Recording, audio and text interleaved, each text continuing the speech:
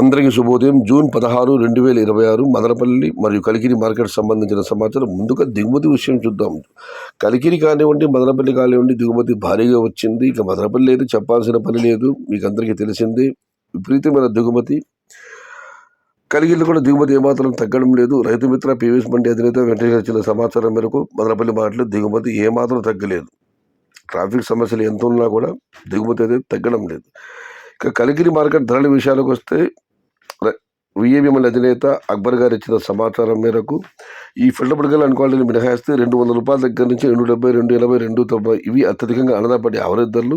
Top quality, top ధర క్వాలిటీని బట్టి ₹300 దగ్గర నుంచి ₹350. మొత్తం మీద చూస్తే దిగుమతి పెరగడంతో కలికిరి మార్కెట్లో ధర తగ్గింది.